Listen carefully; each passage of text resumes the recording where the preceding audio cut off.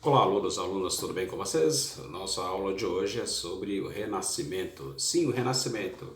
E o Renascimento foi um movimento artístico e cultural e científico que surgiu na Itália no século XV, não se esqueça, século XV, e se expandiu para outras regiões da Europa, trazendo assim renovação nas áreas da filosofia, da política, da economia, cultura, arte, ciência, dentre outras. Sabe você que o movimento representou uma das principais mudanças da mentalidade da história da humanidade, caracterizando-se pelas transformações de ideias em relação ao pensamento expressos na Idade Média.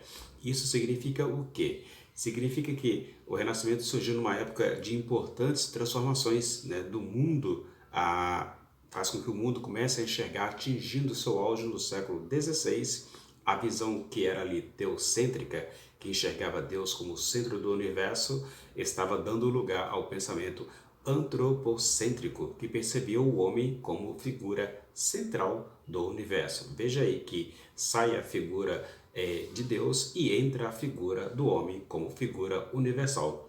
Também conhecido como período da Renascença ou Renascimento, o movimento ele foi caracterizado, pessoal, por estabelecer princípios, né, métodos e formas artísticas com características da arte clássica da cultura greco-romana.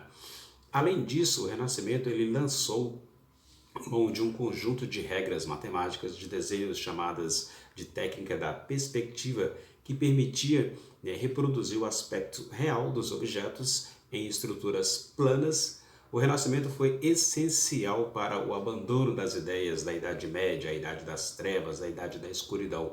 No entanto, não deve ser considerado como uma ruptura radical entre a era medieval e a modernidade. Então aí você tem o surgimento dessa nova forma de pensar da Europa do século XV. E o Renascimento ele surgiu na Europa entre os séculos XV e século XVI e teve ali o seu desenvolvimento ligado a uma série de mudanças sociais, políticas e econômicas que ocorreram no final da história medieval. Pois bem, após a queda de Constantinopla, não esqueça isso, após a queda de Constantinopla, os antigos bizantinos, né, se instalaram ali na Itália, onde desenvolveram a cultura clássica, e esse fato, associado ao passado romano, né, vai possibilitar o desenvolvimento do classicismo presente no Renascimento. Então, durante os séculos XIV e século XV, né, houve ali o declínio do feudalismo e o fortalecimento do poder de quem? Dos reis, sim, os reis, e o surgimento das monarquias nacionais. Esses aspectos, meu pessoal, vai possibilitar a liberdade econômica e comercial, acompanhado das mudanças sociais, políticas que vão surgir ali, ou seja, que surgiram as transformações de ordem, por exemplo, religiosas, e nesse período, saiba você que a Igreja Católica ela vai perder, né, os movimentos de contestação que ali deu origem, né, à reforma religiosa, né, implantada por Martim Lutero ali. E assim, né, passou a haver, né, um conflito entre fé e razão, de modo que Deus deixou de ser, né, o centro de tudo, né, e o homem passou a ser valorizado, dando origem então ao período de transição entre o teocentrismo medieval e o antropocentrismo renascentista. Então é nesse contexto que o movimento renascentista, né, vai começar a ganhar vez e voz. Então o antropocentrismo, né, o racionalismo, a valorização da antiguidade clássica, o cientificismo, o individualismo, essas são algumas das características do Renascimento. E durante toda a Idade Média, né, Deus era tido ali como o centro do universo. A partir então do Renascimento surgiu o antropocentrismo, que se supunha ao modelo teocêntrico, defendendo então a ideia do homem como centro do universo.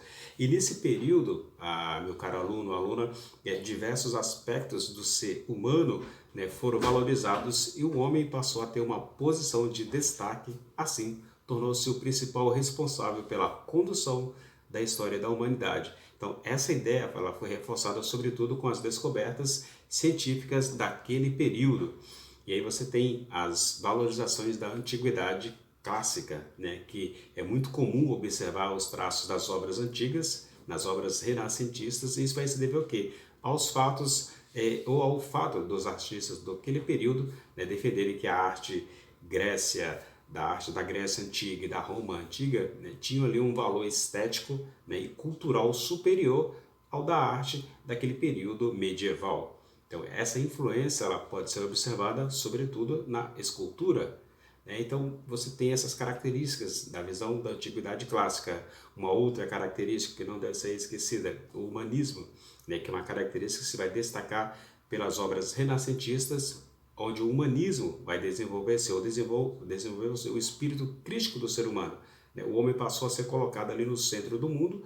Né? Nesse sentido, a visão teocêntrica ela foi deixada de lado e passou a adotar-se uma visão antropocêntrica, ou seja, o homem passa a ser o centro das discussões. Então, esse humanismo ele surgiu como uma valorização do ser humano, né, nas obras renascentistas. E essas características se faz presente onde? Na filosofia, né, onde se desenvolveu o espírito crítico do ser humano, e nas artes, com a reprodução de situações do cotidiano e na fiel representação dos traços e formas humanas. Uma outra característica, o racionalismo. Sim, o racionalismo foi uma das principais características do Renascimento, né, que serviu ali como base para o pensamento do qual se sobrepôs, né, a fé.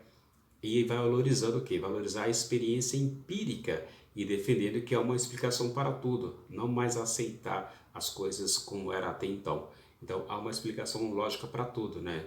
Em tudo aquilo que existe. E o racionalismo desprezava as explicações vindas da Igreja Católica, né, que colocaria a sua fé como se fosse algo inatingível, ou seja, algo inquestionável, ou de outras fontes que não fossem científicas. Então, o racionalismo vai questionar a Igreja no seu posicionamento. Então, assim, houve esse desenvolvimento de experiências científicas e do pensamento racional lógico, o que tornou essa corrente filosófica essencial para a mudança de mentalidade, né, da época. E desse modo, o racionalismo possibilitou, né, a expansão científica, né, ao defender que a razão é o único caminho, para se chegar ao conhecimento. Dentro dessas características, não podemos deixar de lado o individualismo. Né? O individualismo vai estar presente, esteve presente, no Renascimento por influência de outras características como o humanismo, o antropocentrismo, o cientificismo, né? Deixando de ser regido pela Igreja.